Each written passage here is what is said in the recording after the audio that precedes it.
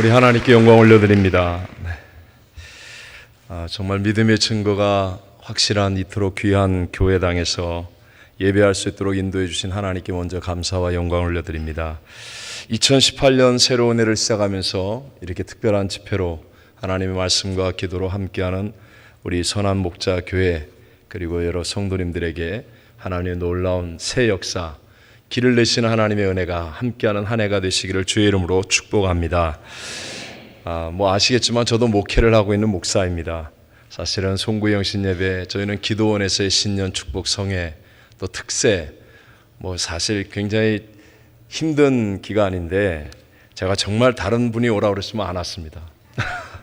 제가 고태용 목사님은 개인적으로 너무 존경하고 정말 이 시대의 보물 같은 목사님이시다 늘 마음속에 생각하고 또 아름다운 믿음의 증거를 나타내고 있는 우리 선한 목자 교회이기 때문에 저도 꼭 가서 배우고 싶다 마음의 소원이 끌어올라서 제가 무리를 해서 이렇게 왔는데 정말 아름다운 교회당을 보고 여러분의 예배를 보면서 우리 하나님이 함께 하시는 교회요 2018년도에는 물가에 심은 나무처럼 여러분 풍성한 열매를 맺는 해가 되리라고 믿습니다. 소개해 주신 대로 저는 약 30여 년 전에 대한민국의 정반대편이라고 할 수 있는 남미 파라과이 델레스테라는 곳입니다. 그곳은 여러분 혹시 이과수 폭포라고 들어보셨습니까? 이과수 폭포가 멀리 있는 가까이 있는 브라질과 아르헨티나, 파라과이 세 나라가 국경을 접하고 있는 곳에서 교회를 개척하고 선교를 시작해서 만으로 따지면 16년을 사역했었습니다. 저는 여의도 순복음교회 파송 선교사였기 때문에 명령입니다. 본부의 명령에 의해서 브라질 상파울로로 사역지를 옮기게 되었고요. 그리고 만 5년을 사역하던 중에 지금의 우리 나성 순복음교회는 조영기 목사님의 뒤를 이어서 이용훈 목사님께서 나성 순복음교회에서 사역하시다가 2대 담임 목사로 여의도 순복음교회로 갑자기 들어가시게 되었기 때문에 제가 나성 순복음교회 후임으로 청빙을 받고 또 본부의 명령에 의해서 옮기게 되었고요. 이제 11년째 미국에서 사역을 하고 있습니다. 제가 사역했었던 남미는 한국과는 정반대입니다. 계절도 정반대, 시간도 정반대. 한국에서 지구를 향해서 이렇게 땅을 딱 뚫으면 바로 정반대가 나오는 것이 바로 남미라고 얘기합니다. 한국에서 개미들이 집을 지을 때는 어떻게 집을 짓죠? 땅 속으로 집을 짓지 않습니까? 근데 남미에서는 개미들이 집을 지을 때는 다 땅 밖으로 이렇게 흙을 쌓아 올려서 집을 짓습니다. 화장실에 물을 틀어도 한국에서 돌아가는 방향과 남미의 물 돌아가는 방향은 반대입니다. 돈을 셀 때도 우리 한국 사람들은 왜 일반적으로 이렇게 세지 않습니까? 돈을 딱 잡고 내 거다 내 거다 내 거다 내 거다 내 거다 그러면서 이렇게 쉬지 않습니까? 근데 남미 사람들은 돈을 쓸 때 이렇게 탁 놓고 네 거다 네 거다 네 거다 네 거다 그러면서 이렇게 돈을 씁니다.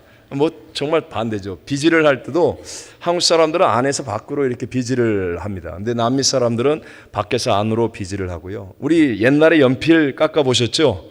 학교 다닐 때 칼로 연필 깎을 때 어떻게 하죠? 대개 이렇게 연필을 앞으로 내밀고 이렇게 깎죠? 네, 한국 사람들은 이렇게 깎습니다. 근데 남미 사람들은 연필을 안으로 잡고 안으로 깎습니다. 이렇게. 정말 모든 것이 반대인 것 같아요. 언어도 남미 파라과이는 스페인어를 사용하고요. 스페니쉬를 합니다. 그리고 브라질은 포르투갈어를 쓰고요. 또 이제 미국에 오니까 영어를 사용하고요. 하여튼 나름대로는 다양한 문화, 다양한 인종, 다양한 환경, 또 여러 상황들을 겪어보면서 사역을 했었습니다. 그런데 깨닫는 게 있더라고요. 모든 상황과 삶의 조건들은 다른데도 불구하고 사람이 살아가는 원리만큼은 다 같다는 것은 분명하게 깨달을 수가 있습니다.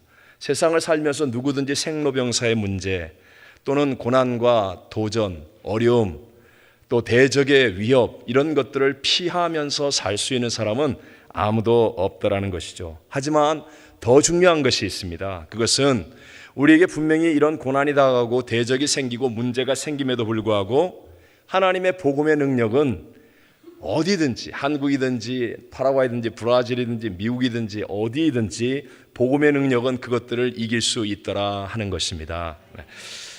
저와 여러분이 믿는 십자가의 예수, 우리의 구세주 예수님은요 우리를 죄와 가난, 저주, 질병, 사망으로부터 분명히 구원해 주시기 위해서 우리를 대신하여 십자가에서 다 이뤘다 하시며 죽으셨습니다. 하지만 우리 분명히 믿지 않습니까? 사망의 권세도 사흘 만에 이기시고 부활 승리하셨다는 것. 예수님이 가는 곳마다 병자는 일어났고요, 예수님이 가시는 곳마다 귀신들은 떠나갔고요, 예수님은 어떤 문제와 어떤 대적 앞에서도 해결자가 되어 주셨습니다.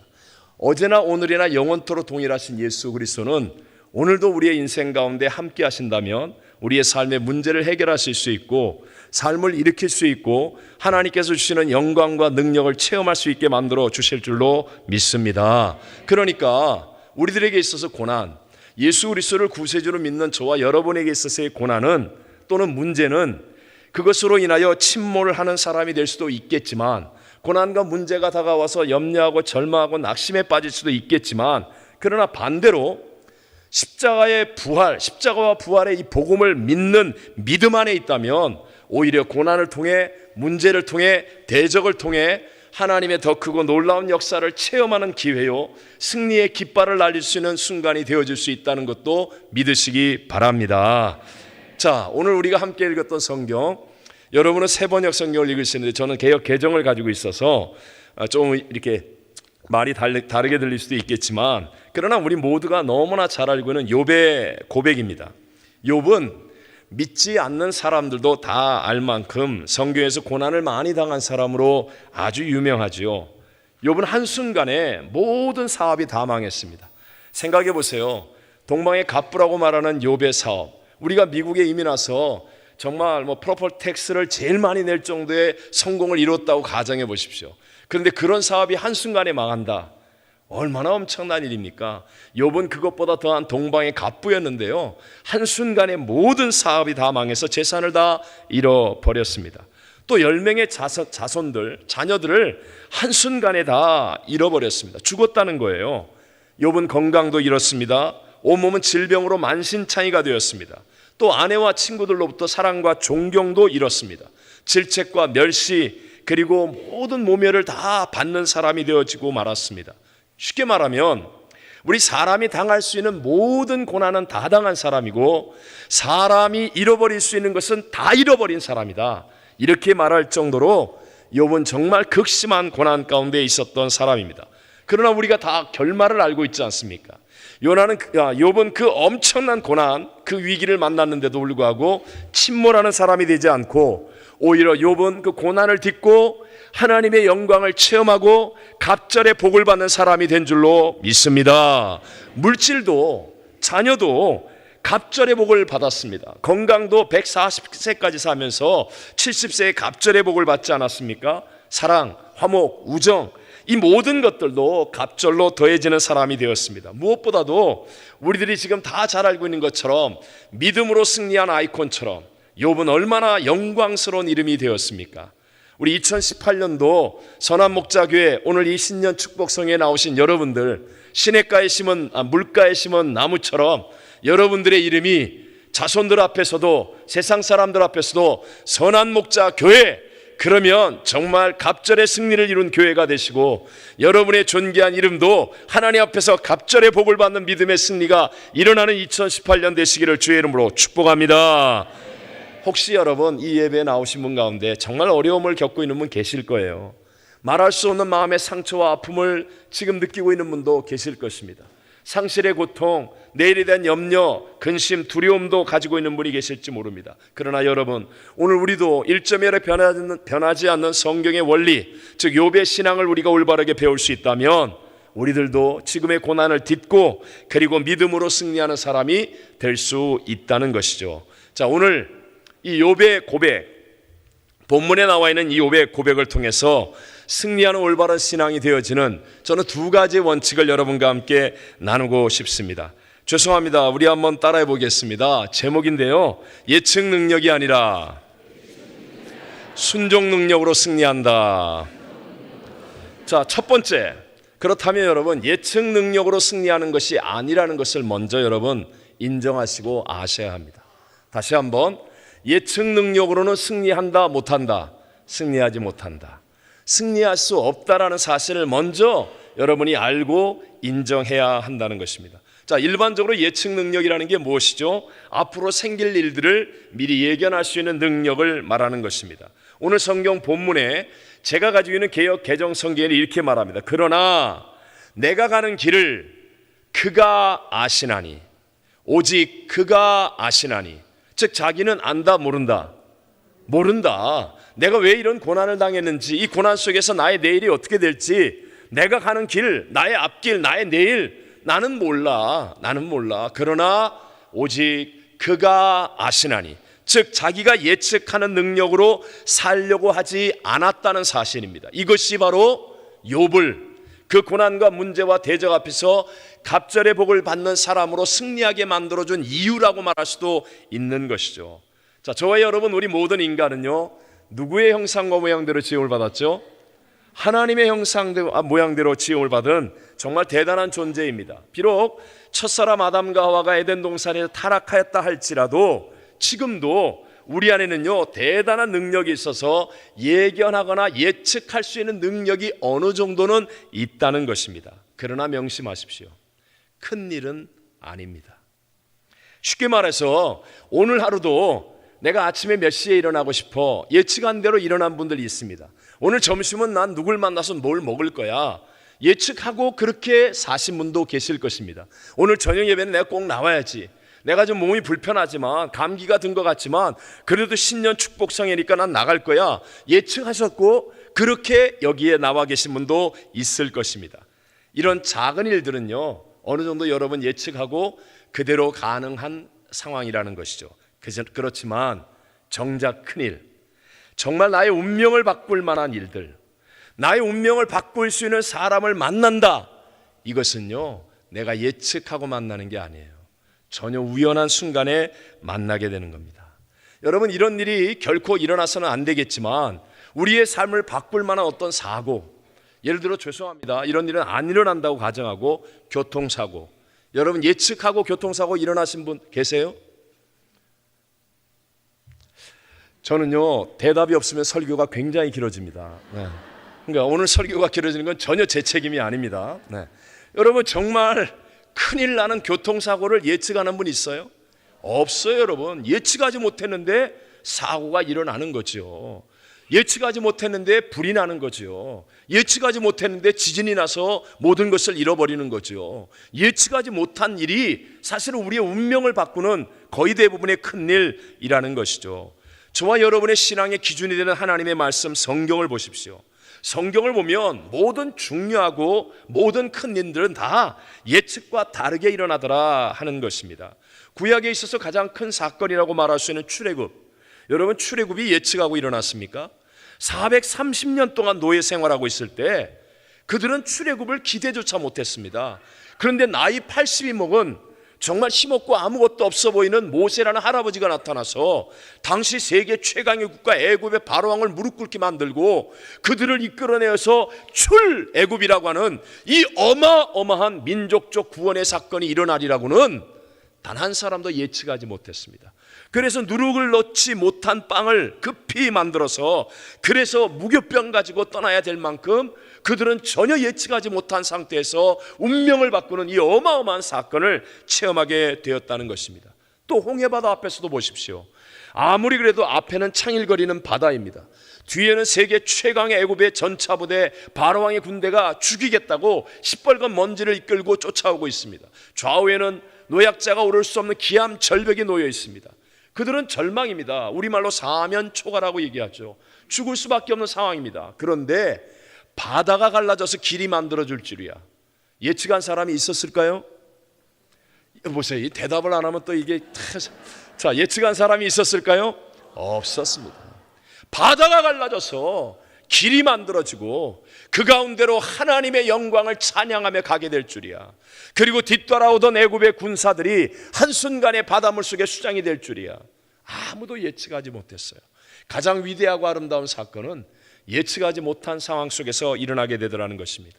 신약에서도 예수님께서 12명의 제자를 도대체 그런 인간들을 뽑으시리라고는, 죄송합니다, 아무도 예측하지 못했다는 거예요. 아무도 예측하지 못했습니다. 예수님의 십자가의 죽으심과 부활, 제자들도 예측할 수가 없었습니다.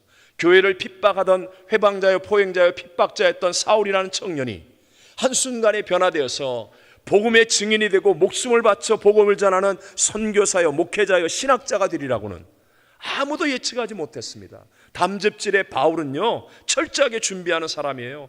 오랫동안 기도하고 준비하며 아시아로 가고자 했는데 그가 유럽으로 옮겨 복음을 전하고 유럽이 변화되게 될 줄이야 아무도 예측하지 못했습니다. 예측하지 못했는데 하나님이 역사하셨고요. 그 일들이 오늘날 우리의 운명을 바꾸는 진짜 중요한 일들이 되어져 있더라 하는 것입니다. 그런데 우리를 도둑질하고 죽여 멸망시키려고 하는 원수 마귀는 에덴 동산에서 아담과 하와를 넘어뜨렸던 것처럼 똑같이 지금 우리에게도 너는 하나님이 될 수 있다고 꼬드기고 있지 않습니까? 너 하나님처럼 살 수 있어. 너 하나님이 되어야 돼. 그게 바로 예측하고 예견하여 살라는 겁니다. 네가 예측하고 네가 예견해서 그대로 살아야 돼. 네가 하나님이야.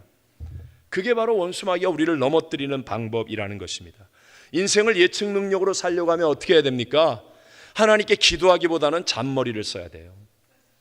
내가 예측한 대로 살아가려면 항상 기도보다는 잔머리를 써야 돼요.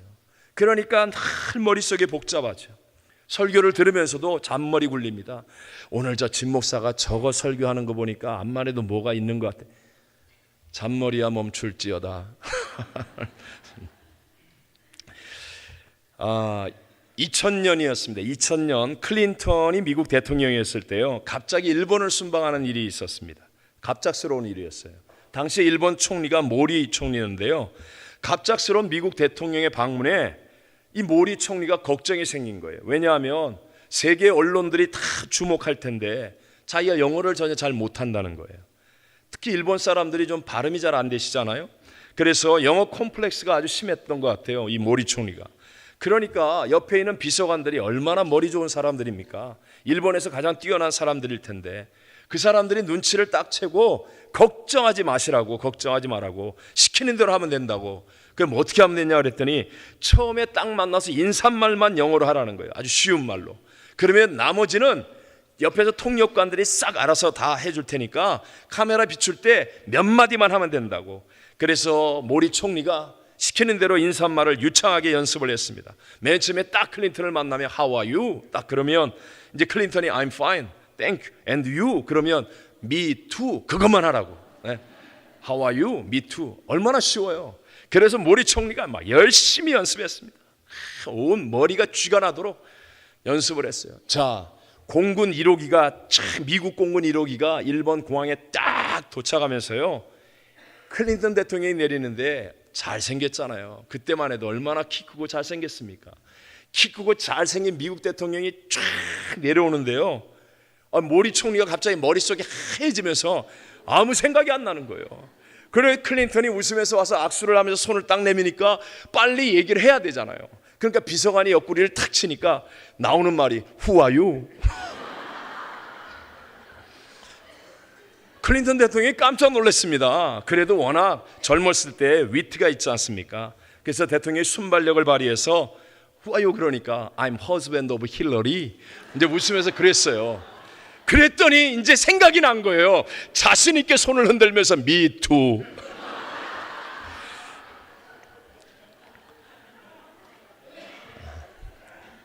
물론 유머로 만들어만 낸 말이겠죠. 그러나 여러분, 인간이 잔머리를 써서 내 힘으로 내가 예측한 대로 살려고 하면요, 힘이 든 겁니다. 안 되는데 되게 하려니까.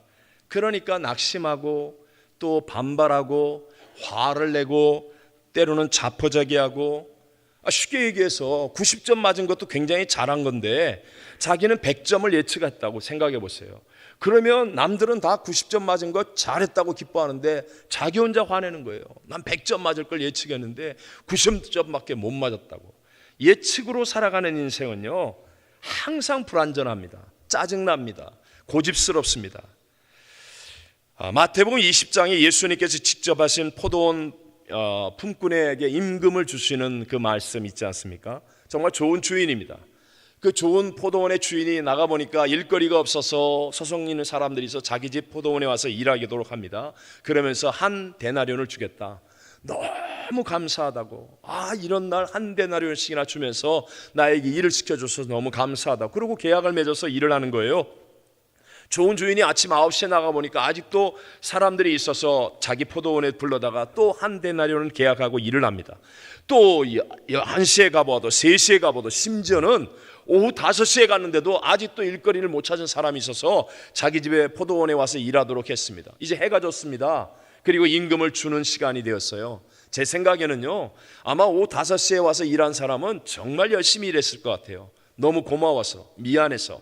아마 아침 일찍 온 사람은 눈치 보면서 그늘에 앉아서 딴짓하고 있었을지 모르지만 모르겠습니다. 상상이에요. 어쨌든 간에 자, 이제 포도원 주인이 임금을 주는 거예요. 근데 예수님께서 말씀하시기를 제일 나중에 온 사람부터 임금을 주신다라고 말합니다. 나중에 온 사람, 오후 5시에 온 사람에게 임금을 주는데 얼마를 줬다고 그래요? 한 데나리온을 주는 거예요. 그러니까 일찍 와서 일한 사람이 그걸 봤어요. 보고 난 다음에 또 잔머리를 쓰는 거예요. 예측하는 겁니다. 저 사람이 한 데나리온 받고 오후 5시에 왔는데 야, 나는 아침에 일찍 왔으니까 그럼 나는 많이 받겠네. 예측이에요, 예측. 그런데 이 주인은요, 예수님이 하시는 말씀이에요. 오후 3시에 온 사람에게도, 11시에 온 사람에게도, 9시에 온 사람에게도, 아침 일찍 온 사람에게도 계약한 대로 똑같이 한 데나리온씩 주었다. 사실 한 데나리온은 감사하고 감격해야 될 일인데, 그래 놀랍게도 예측했던 이 사람은요, 자기 예측대로 되지 않았다고 주인에게 화를 내고 원망하였다 라고 성경은 말씀하고 있는 것입니다. 혹시 오늘 미국에서 우리 살고 있는 신앙생활 속에서 이렇게 하나님이 놀라운 역사, 기적의 증거를 가지고 이 아름다운 교회당에서 하나님의 믿음의 사람으로 우뚝 서서 예배드리는 선한 목자 교회 성도 여러분, 여러분 혹시 내 예측대로 안 되는 것 때문에 원망하고 불평하고 있지는 않습니까?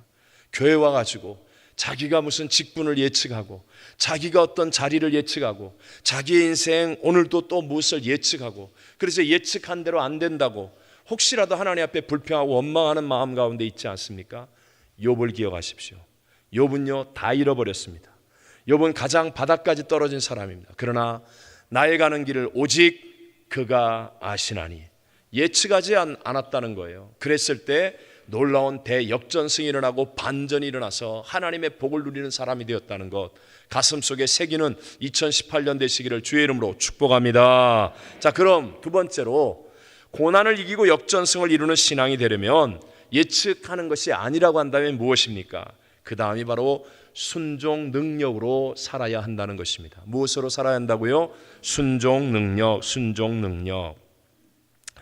자, 고난을 이기고 우리에게 다가온 시험과 대적을 이기며 우리에게도 갑절의 복을 받는 승리가 되려면 이 욥의 고백이 마음속에 새겨져야 되겠죠. 그러나 내가 가는 길을 그가 아시나니 그가 나를 단련하신 후에는 내가 순금같이 되어 나오리라. 그가 나를 단련하신 후에는 주님 뜻대로 하옵소서, 주님이 나를 사용하여 주옵소서, 주님이 나를 만들어 주옵소서, 주님 앞에 자신을 맡기고 순종할 수 있는 능력만큼 하나님의 역전승, 하나님의 놀라운 승리는 반드시 일어나게 될 줄로 믿습니다. 자, 다시 한번요. 우리 첫사람 아담과 하와가 에덴 동산에서 실패할 때 하나님이 먹으면 안 된다, 먹는 날은 내가 정령 죽으리라 한 선악을 알게 하는 나무의 열매를 바라보면서 아담과 하와는 예측했습니다.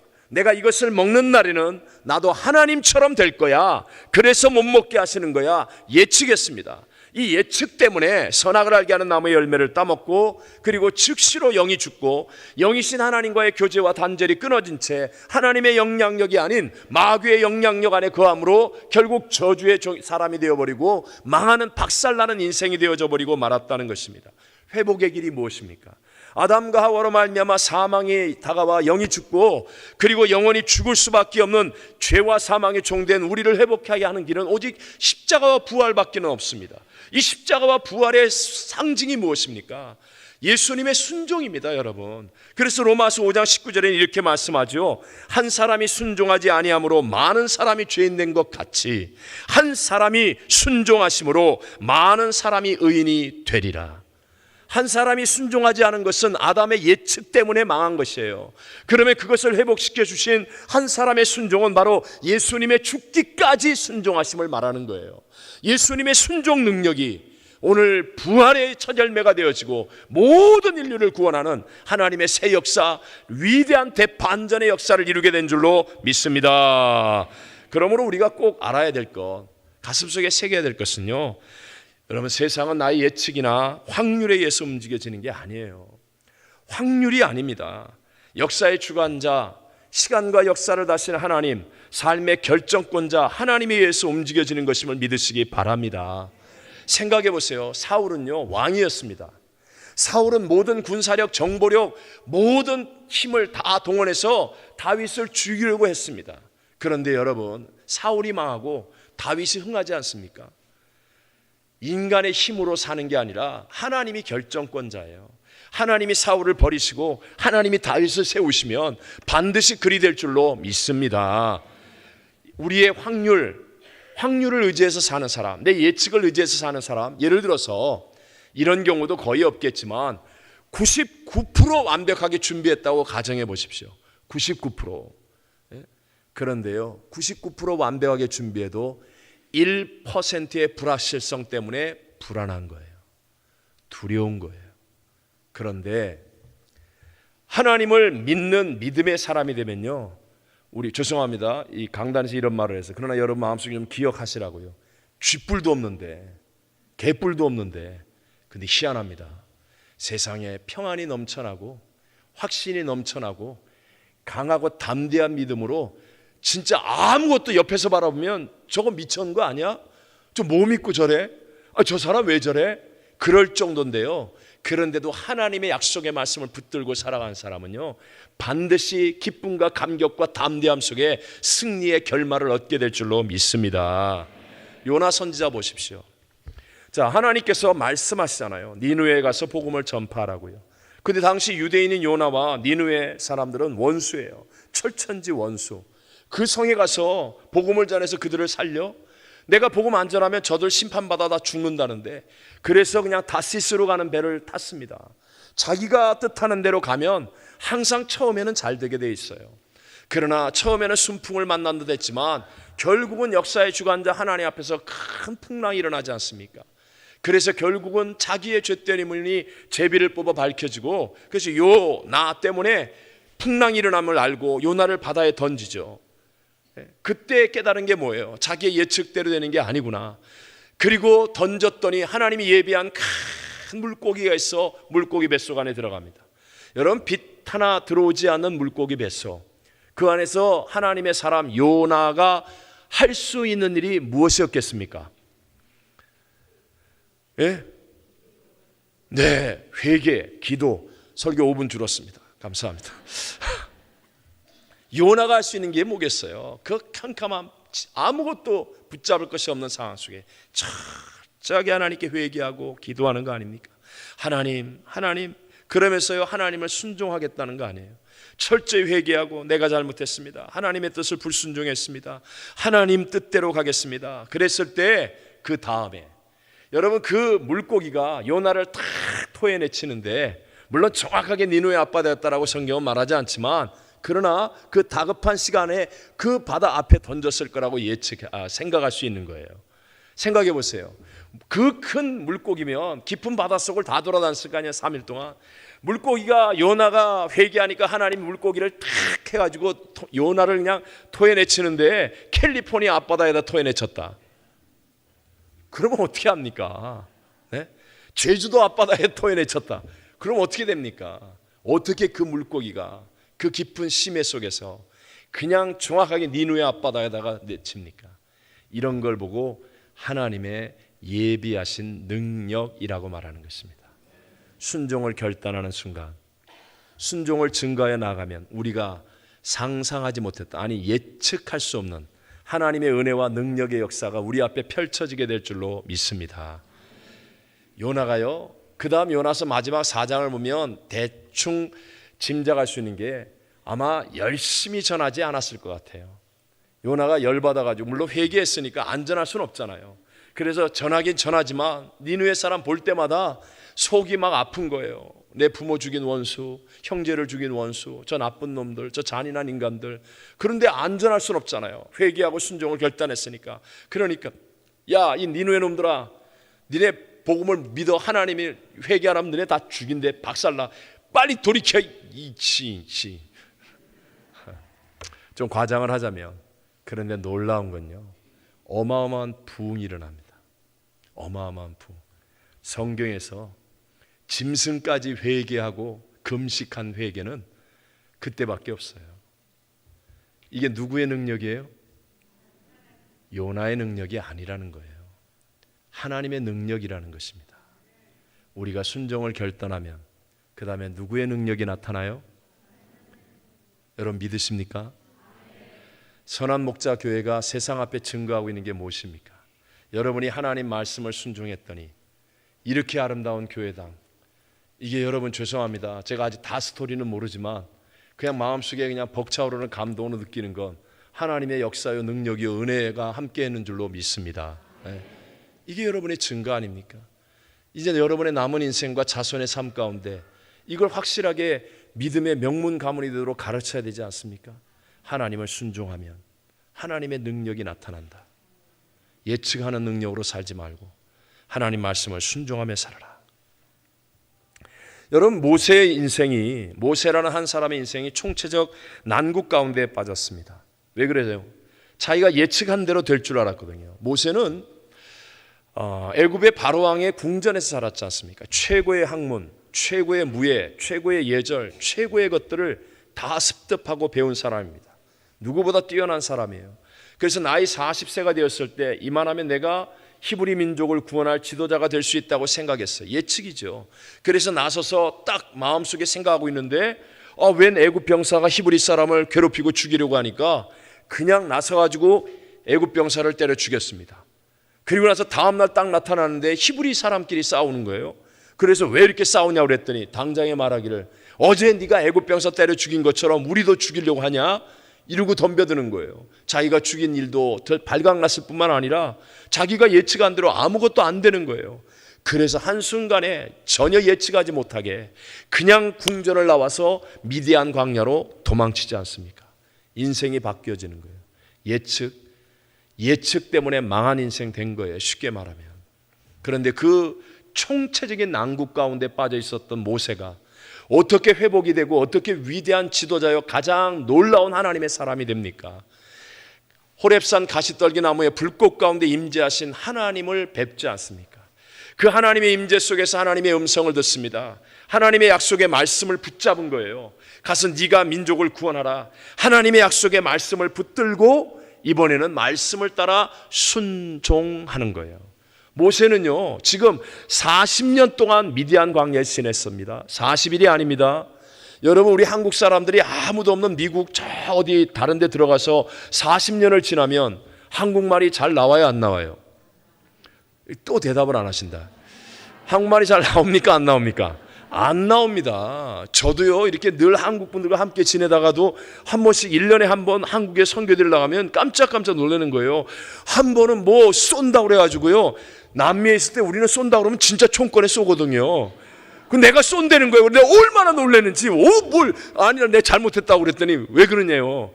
그래서 쏜다며요 그랬더니 자기가 돈 낸다는 거예요. 못 알아듣는 말이 한두 마리가 아니잖아요. 뭐 당근이다 그러는데 난 다 비타민 결핍증에 들린 환자인 줄 알았어요. 그랬더니 뭐 아무 때나 당근이네 그러더라고요. 뭐 예를 들면 40년입니다. 40년. 말 한마디 하지 않고 사람을 만나지 않은 채 짐승들과 함께 지냈으니 혀가 둔하고 입이 뻣뻣하여 애굽말 다 잊어버렸고 어떻게 바로왕 앞에 서서 자기가 죽기보다 싫은 그 애굽에 돌아갑니까? 못합니다.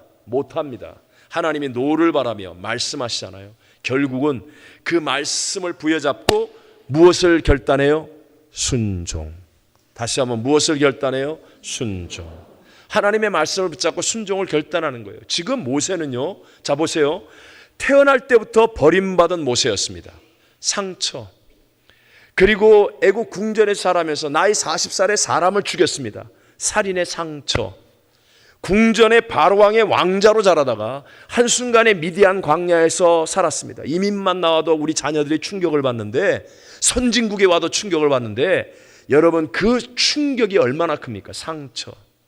상처와 고통과 연약함. 이제 나이 80, 장인의 짐승을 치며 가진 거라고는 보잘것없는 막대기 하나, 말도 제대로 못하는 힘없는 나이 80의 노인, 그에게 무엇을 기대합니까? 그러나 놀라운 것은 모세는 하나님의 말씀을 붙들고 순종했다는 거예요. 그랬더니요, 애굽 땅에 갔을 때 강계 이파질 독박 맥함장, 강이 변하여 피가 되고 개구리 떼가 임하고 이가 막 올라오고 파리 떼가 막 임하고 질병이 생기고 막 그냥 우박이 떨어지고 독박 뭐예요? 독종이 생기고 그냥 메뚜기 떼가 임하고 캄캄해지고, 여러분 이 어마어마한 능력, 이 능력이 순종 능력인 것을 믿으시기 바랍니다. 모세에게만 그렇고 나는 아니라고요? 착각하지 마십시오. 우리 하나님은 모세의 하나님이고 바로 저와 여러분의 하나님인 줄로 믿습니다. 네. 자, 베드로가 예수님을 사랑하지 않거나 아니면 신뢰하지 못해서 실패했습니까? 3번씩이나 부인하고 심지어는 저주까지 하며 도망치는 베드로 아니에요. 예수님께서 내가 나를 3번 부인하리라 하신 주님의 말씀을 자기의 예측보다 가볍게 여겼기 때문에 실패한 거예요. 아이, 무슨 말씀을 그렇게 하십니까? 내가 어떤 사람인데요, 나는요 죽는 자리까지 따라갈 겁니다. 자기가 예측했습니다. 주님의 말씀보다 자기 예측을 더 믿었습니다. 그랬더니 따라가긴 따라갔는데 조그만 계집종이 너도 예수님과 함께 있었던 한패지? 모른다. 나중에는 부인하고 저주하며 완벽한 실패에 빠집니다. 그럼 베드로가 어떻게 회복되어집니까? 누가복음 22장 60절로 62절에 보면 닭이 우는 거예요. 닭이. 그러니까 베드로가 주의 말씀, 곧 오늘 닭 울기 전에 내가 3번 나를 부인하리라 하심이 생각나서, 주님의 말씀이 생각나는 거예요. 그래서 밖에 나가 통곡하는 거예요. 말씀 앞에 돌이키는 겁니다. 그 이후부터 베드로는요 오직 주의 말씀을 붙들고 순종하는 사람이 됩니다.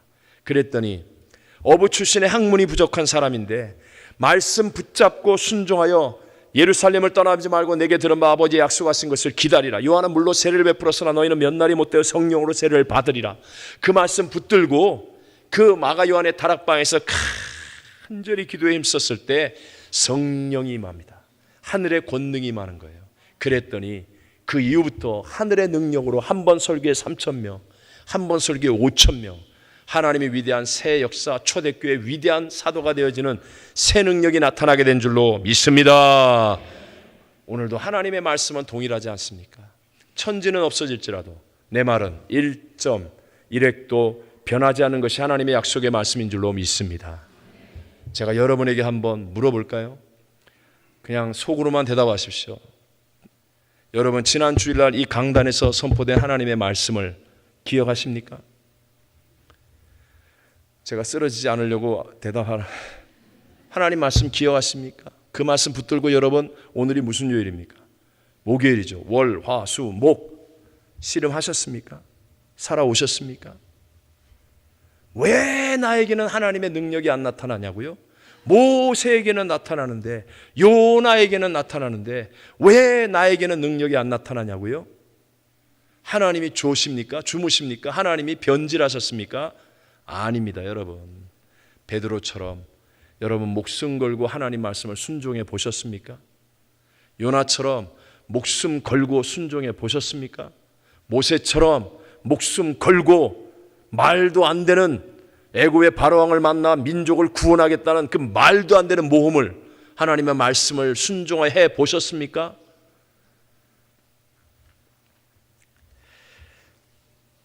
죄송합니다. 저는 처음 선교하라고 하나님께 부르심을 받았을 때 제가 알고는 모든 분들이 반대했습니다. 오직 기도하는 저희 어머니와 제 바로 위에 형님 목사님, 그분만 빼놓고는 저희 아버님은 기절하셨습니다. 제가 선교사로 간다고 그러니까 기절하셨어요. 친구들이 제가 선교사로 간다고 그러니까요, 저희 집이 대문이 있고 이제 차를 이렇게 2대 주차하고 위에 2층 창문이 있습니다. 그 방이 제 방입니다. 꽤 먼 거리죠. 거기다가 밖에서 문을 안 열어주니까 밖에서 돌을 던져서 창문을 깼습니다. 내가 미쳤다고, 미친놈 건져내야 된다고. 저도요 잔머리가 굉장히 빨랐던 사람이었습니다. 옛날 얘기입니다. 지금은 아닙니다. 네, 옛날에 그래서 저도 하나님의 응답을 받고 난 다음에 시간이 지나면 도무지 갈 수 없을 걸 알아요. 제 잔머리로 계산을 하고 예측을 하면 분명히 안 갈 걸 알아요. 저 한 달 안에 떠났습니다. 한 달 안에. 그러니까 너무너무 힘들었습니다. 그런데 정말 주변 사람들이 다 반대하는데요. 내가 잘못 들었나? 기도원에서 응답받고 말씀으로 확증하시는데 이 말씀이 내 안에 살아 움직이기 시작하는 거예요. 그래서 제가 믿은 건 말씀이었습니다. 하나님의 말씀 하나를 딱 붙잡고, 정말 아는 사람 아무도 없고 오라는 데도 없는데 하나님 말씀 하나 붙잡고 갔습니다. 물론 많이 고생했습니다. 3년을 매일 울었습니다. 그러나 저는 여러분 앞에 확실하게 간증할 수 있고 증거할 수 있습니다. 하나님의 능력은 나타납니다. 하나님의 능력은 나타납니다. 정말 하나님의 역사하심이, 나 같은 사람이 20대 말이에요. 얼마나 실수가 많고 허물이 많고, 죄송합니다, 이 강대였어요. 성질 더럽고 얼마나 연약함이 많았겠습니까?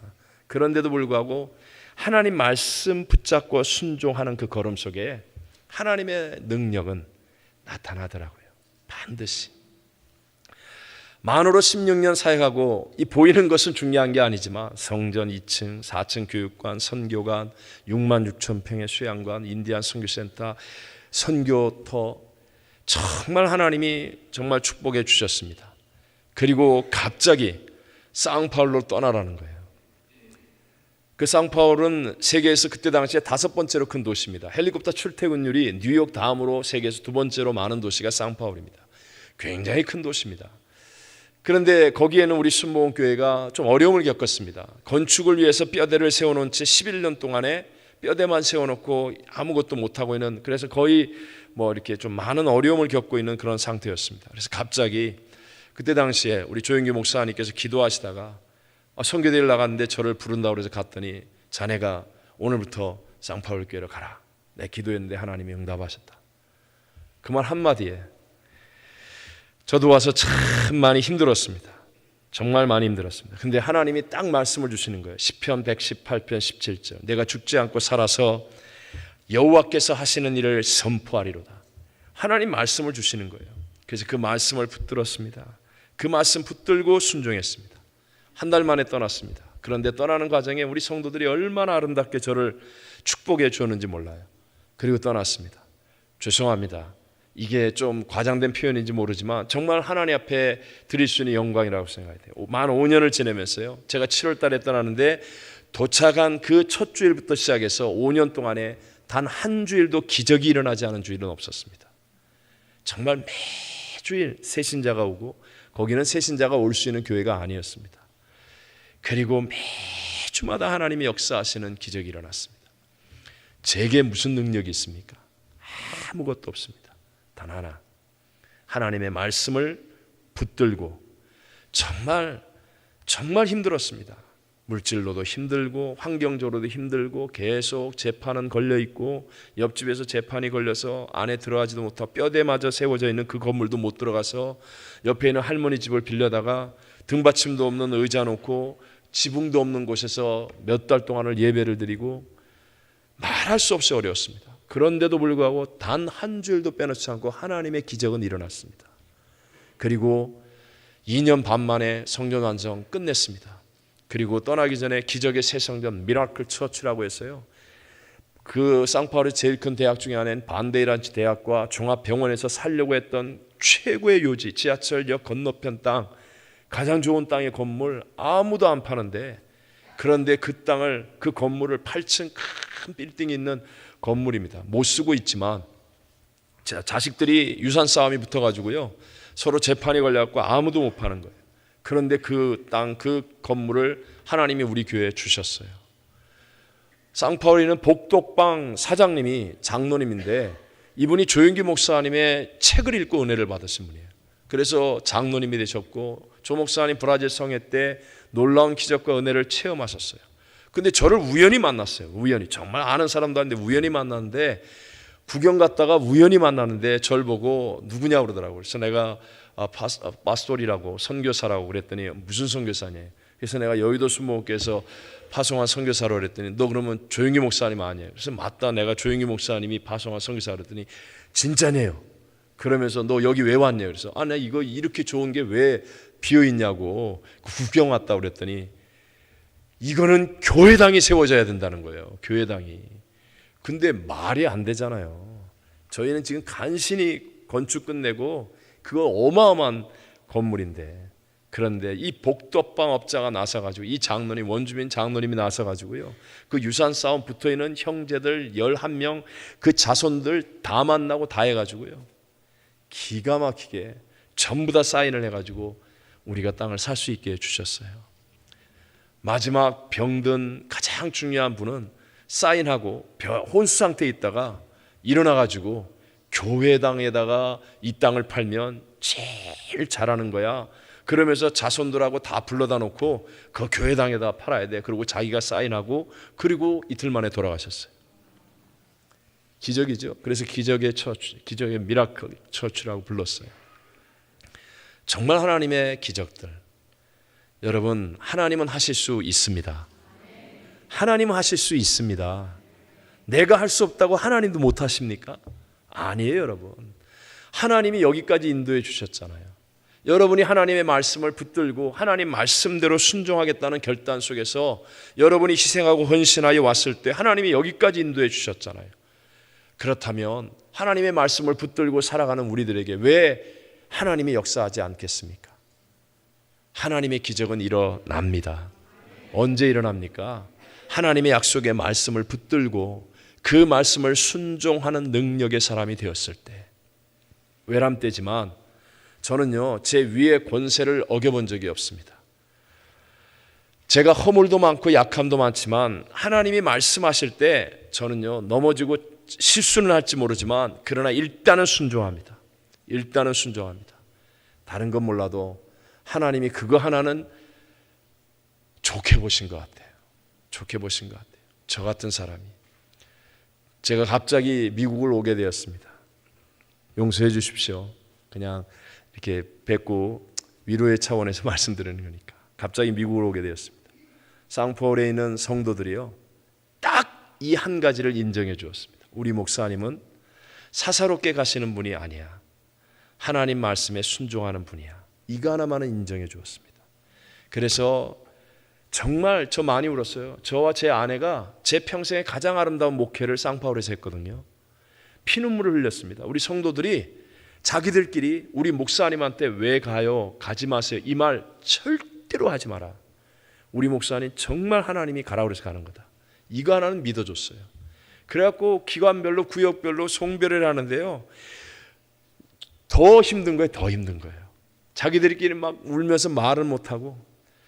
제가 상파울 떠날 때 공항에 500명 나왔습니다. 네? 저는 400명이라고 그러고 자기들은 500명이라고 그래요. 그래서 저도 이제 500명이라고 그래요. 여러분, 공항에 500명은요 어마어마한 거예요. 그래서 상파울 공항에 경찰들이 다 와가지고요, 대통령이 왔냐고, 그래서 대통령보다 더 위대한 사람이 간다고. 그래서 막 공항에서 행가리를 치고요. 예? 근데 밑에 바닥이 카펫도 아니고 콘크리트인데 이걸 날 그냥 놓치고 어떡하나 막 이러면서.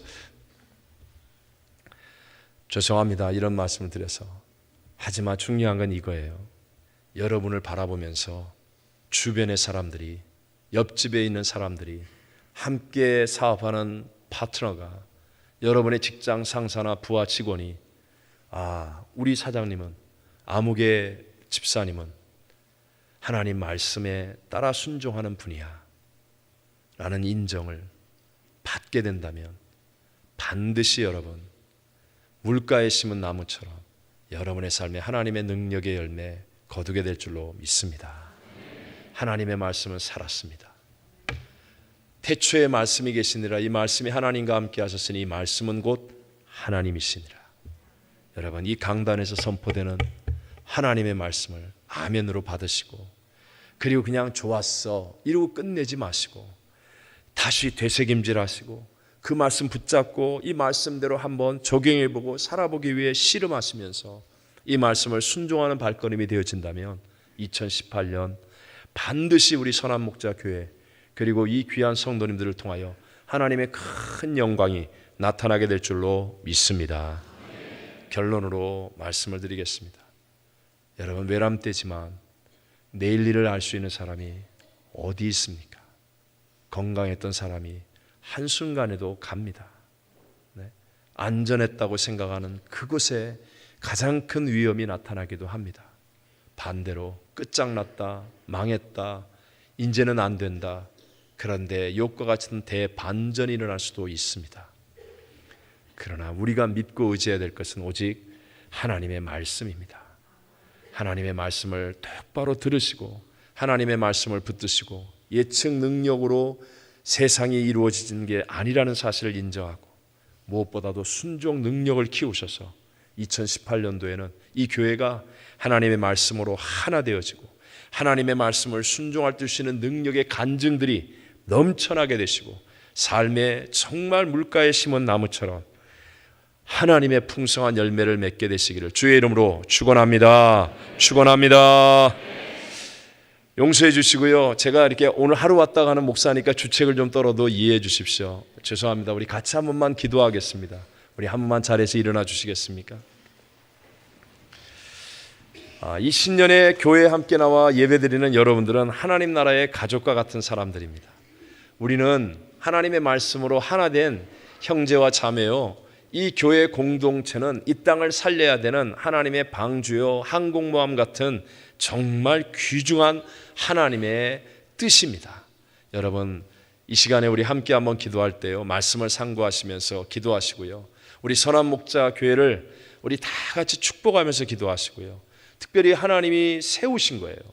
우리 고태영 목사님 하나님 말씀을 전하실 때 여러분 기도해 주셔서 또 하나님 말씀을 기쁘게 감격스럽게 전할 수 있도록 사랑으로 후원해 주셔서 이 교회 안에 하나님의 풍성한 말씀이, 예수 생명의 말씀이 가득 찰 수 있도록, 그리고 우리 모두가 이 말씀으로 하나 되어지는 2018년 되도록 함께 기도하고 싶습니다. 괜찮겠죠 여러분? 이럴 때는 믿음의 증거가 나타나야 되는 거예요. 옆에 분 손 한번 잡아보겠습니다. 자, 옆에 분 손 한번 잡고요, 좀 미운 사람 있으면 세게 잡으세요. 자, 손 잡으세요. 손 한번 잡으시고요. 자, 우리 함께 아까 했던 것처럼 주여 세 번 외치고 우리 함께 선한 목자교회, 하나님이 여기까지 인도하신 교회입니다. 이 교회를 축복하시고요, 우리 고태영 목사님과 사모님 가정을 축복해 주시고, 그리고 우리 모든 성도들이 말씀으로 하나 되고 말씀에 순종하는 능력으로 2018년 물가에 심은 나무처럼 풍성함을 누릴 수 있도록 우리 주여 세 번 외치고 통성으로 기도하겠습니다. 살아계신 아버지 하나님, 감사합니다. 시간과 역사의 주권자 하나님께서 열어주신 2018년 물가에 심은 나무처럼 하나님의 은혜와 복이 풍성하게 열매 맺는 한 해가 되게 하심을 믿습니다. 하나님, 말씀을 붙잡고 씨름하게 하시고 말씀을 붙들고 반응하게 하시고 말씀을 적용하며 말씀을 순종하여서 하나님의 놀라운 능력을 체험하며 하나님께 영광을 돌리는 한 해가 되게 도와 주시옵소서. 내 예측 능력으로 살려가면 안 됩니다. 하나님 말씀을 순종하는 능력을 키우는 해가 되게 도와 주옵시고, 이 강단에 선포된 하나님의 말씀을 붙잡고 말씀대로 살아감으로 하나님이 하셨습니다. 날마다 하나님의 영광을 찬양하고 하나님의 능력을 고백하고 간증하는 승리자들이 다 되게 하여 주시옵소서. 선한 목자 교회를 통하여 영광을 받으신 하나님, 이 교회가 하나님의 말씀으로 하나 되게 하여 주시옵시고, 하나님의 대역전승으로 하나님께 크게 영광 돌리며 모든 크리스찬들에게, 모든 믿지 않은 사람들에게 하나님의 살아계심을 선포할 수 있는 능력 있는 교회 되게 하여 주시옵소서. 하나님 함께 하심을 감사하며 예수님의 이름으로 축복하며 기도합니다. 아멘. 아멘.